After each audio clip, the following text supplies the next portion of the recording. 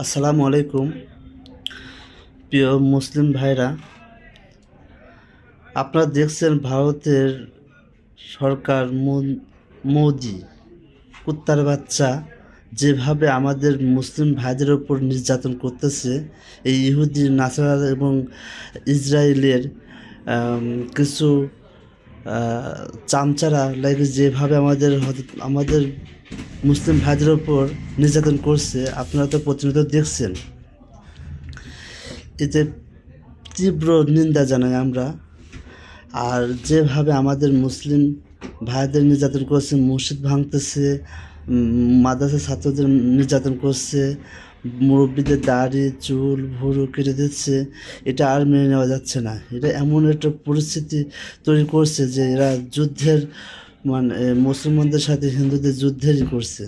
আমরা বাংলাদেশি, আমরা তো কোনো মুসলিম কোনো হিন্দুর প্রতি নির্যাতন করছে না, মারধর করছে না, বাড়িঘর ভাঙছে না। তোরা কেন এরকম করছে? হ্যাঁ, ইসলাম ধর্ম হচ্ছে শান্তির ধর্ম। আর এই শান্তির ধর্ম মুসলমানরা আল্লাহ তালার নির্দেশ ছাড়া কোনো কিছু করবে না।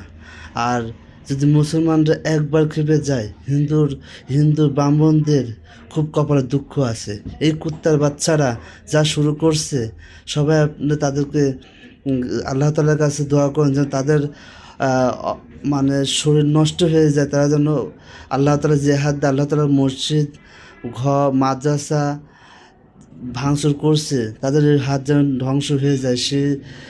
সে দোয়া সবাই মিলে করবেন, আল্লাহ তালা যেন তাদের ধ্বংস করে দেয় আর আমাদের মুসলিম ভাইদের হেফাজত করুক। আর মুসলিম ভাই যদি একবার খেপে, একটা মুসলিম ভাই আর 100টা হিন্দু জীবনেও পারবে না একটা মুসলিম ভাইদের সাথে। তাদেরকে এমনভাবে শিক্ষা দিতে হবে যেন তারা চিরজীবনের মতন যেন শিক্ষাটা পায়।